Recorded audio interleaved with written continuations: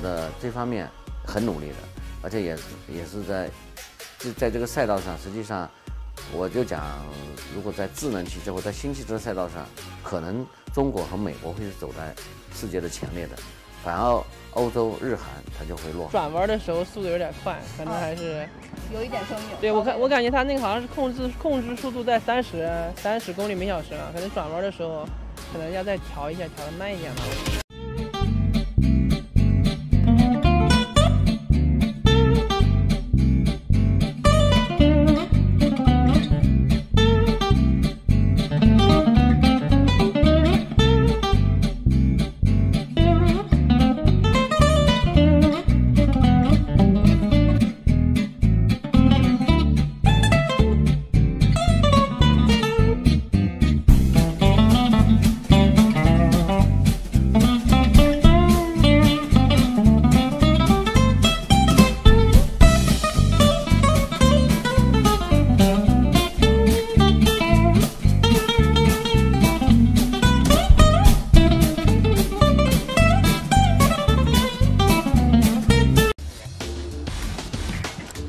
Mobil kini makin cerdas. Sistem otomatis untuk parkir atau pengatur kecepatan adaptif sudah jadi fitur standar. Sejumlah teknik baru masih diuji coba. Peneliti Eropa mengembangkan sistem mengemudi cerdas. Dalam mobil ini ada perangkat untuk komunikasi dengan mobil lain, mengatur posisi, meneruskan semua informasi.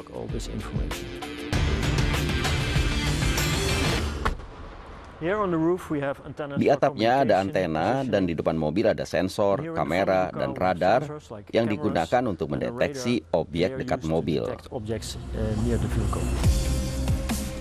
Jika mobil bisa saling berkomunikasi, juga dengan infrastruktur lalu lintas di sepanjang jalan, mengemudi mobil akan menjadi lebih aman dan lebih ramah lingkungan. Di sebuah lapangan terbang di Belanda, peneliti mempresentasikan teknologinya.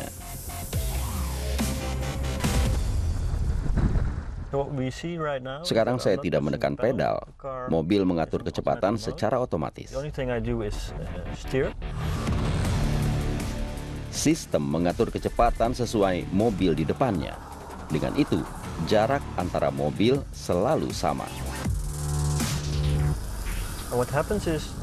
Informasi dari mobil di depan, kecepatan, akselerasi, pengereman, diteruskan ke mobil ini.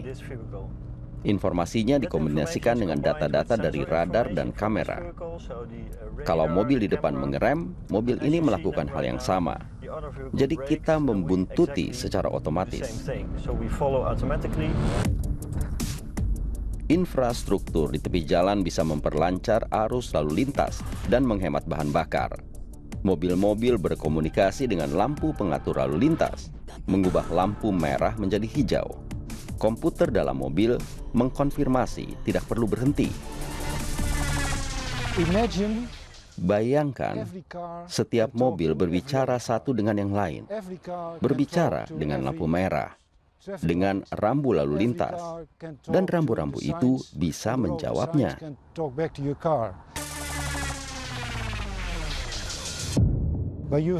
Dengan menggunakan informasi dari semua mobil, jejaring bisa dikelola lebih baik, lalu lintas akan lebih efektif jika sistemnya diterapkan secara luas.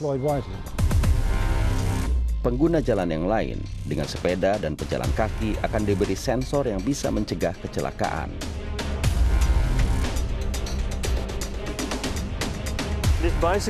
Sepeda ini dilengkapi unit komunikasi dengan antena untuk memancarkan informasi. Data-data itu dipancarkan ke mobil yang mendekat di persimpangan. Awas, ada sepeda mendekati persimpangan dari belakang. So here the bicycle approaches the crossing behind the truck, like this.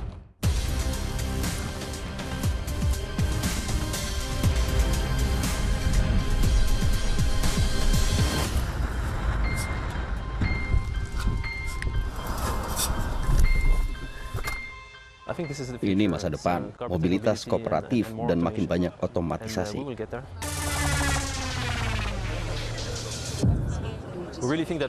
Untuk penerbangan dan kereta api, sistem ini sudah digunakan. Itu sebabnya lebih sedikit kecelakaan terjadi. Kecelakaan di jalan raya sering sekali terjadi, kebanyakan karena kesalahan pengemudinya. Teknologinya sudah ada. Sekarang industri otomotif dan pembuat kebijakan yang harus aktif dan memutuskan penerapannya.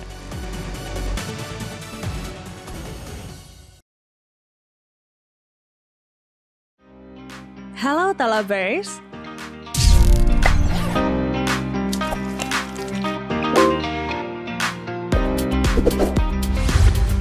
Sekarang zaman udah pada canggih. Manusia nggak perlu lagi bersusah payah berkat adanya bantuan teknologi.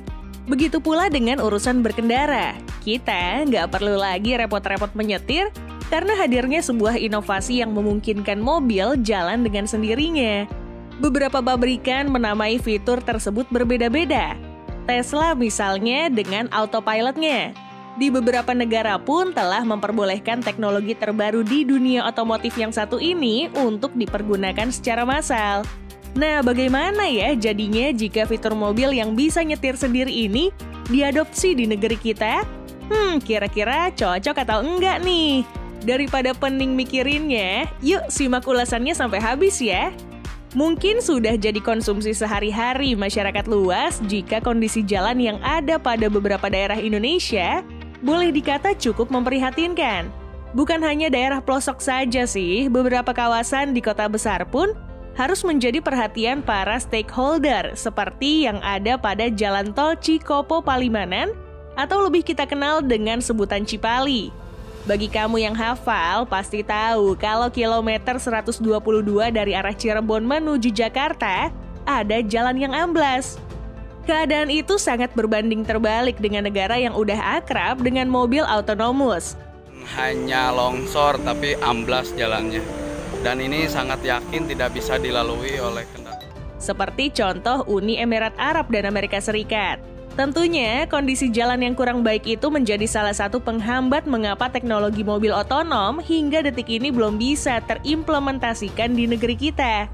Usut punya usut sih, jika ditelisik jauh lebih dalam, kok bisa ya kondisi jalan kita nggak semulus yang ada di kedua negara maju tersebut? Nah, menurut pengamat kebijakan publik Agus Pambagio, mengatakan pembangunan jalanan di Indonesia terlalu dikejar target, sehingga mengabaikan kualitas. Bahkan, menurutnya jalan tol yang dibangun 5 tahun belakangan ini, umumnya berada di tanah dengan kematangan buruk karena dikejar target. Belum lagi pembangunan jalan yang asal-asalan dan terkesan terburu-buru ini justru akan menimbulkan ongkos lebih besar dan mahal karena mudah rusak.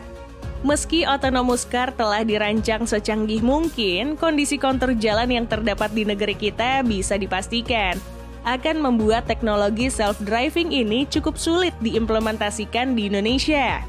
Sejalan dengan kondisi permukaan jalan, marka jalan pun turut mempengaruhi mengapa hingga detik ini penerapan mobil otonom masih belum cocok digunakan di Indonesia, di mana faktor yang paling mempengaruhi adalah kurang aktifnya instansi terkait dalam penanganan marka jalan.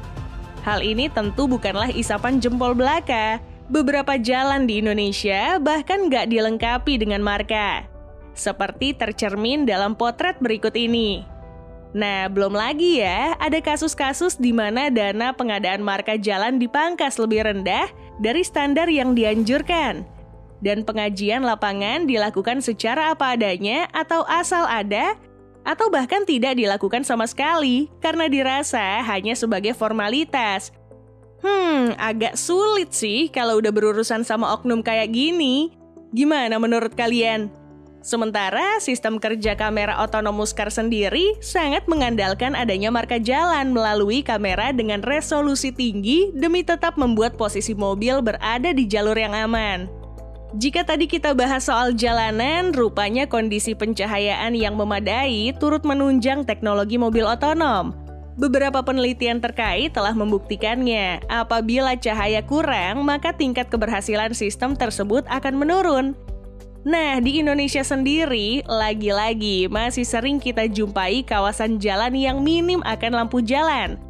Gak hanya di daerah pelosok aja ya, sekelas jalan tol pun ada loh jika kalian pernah melintas di ruas tol Cipali, atau Trans Jawa tentunya akan sangat berhati-hati jika melintas di malam hari.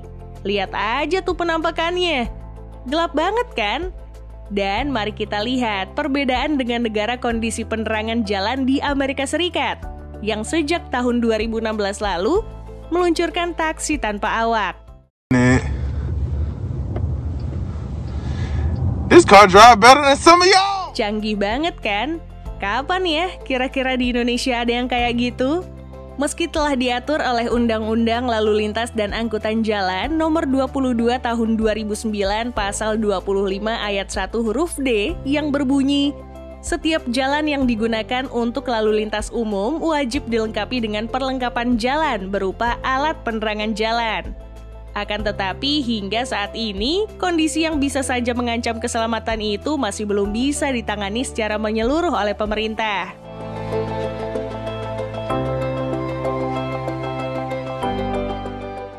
Nggak hanya infrastruktur aja sih, habit atau perilaku para pengendara menjadi salah satu bahan pertimbangan implementasi dari mobil otonom di Indonesia. Ketidakpatuhan terhadap aturan berlalu lintas sudah mengakar kuat dan selalu terjadi berulang-ulang bak lingkaran setan. Bahkan parahnya lagi, hal tersebut telah menjadi budaya buruk dalam masyarakat kita.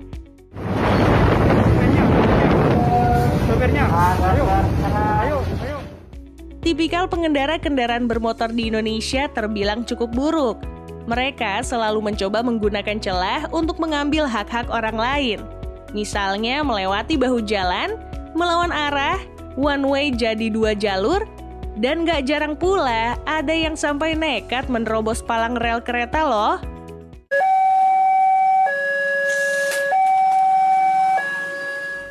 Sementara di beberapa negara maju sendiri, walaupun kondisi sangat padat, akan tetapi tingkat kesadaran para pengendara sangatlah tinggi. Nah, jika melihat secara garis besar, habit pengendara di Indonesia, lagi-lagi, bisa kita prediksi jika teknologi yang satu ini bakal susah diterapkan.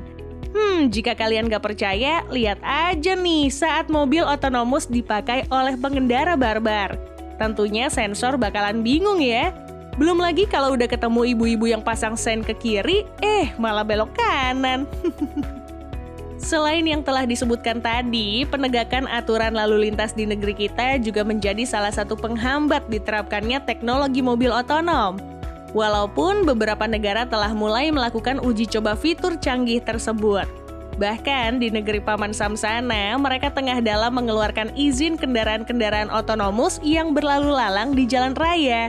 Sayangnya, Indonesia belum ada regulasi yang dapat mengakomodir mobil yang bisa nyetir sendiri tersebut. Belum lagi, ya banyak banget oknum-oknum yang kerap tebang pilih dalam penegakan hukum. Kalau seperti ini keadaannya, tapi kita tetap maksain buat mengadopsi teknologi serupa, jatuhnya bukan untung, tapi malah buntung.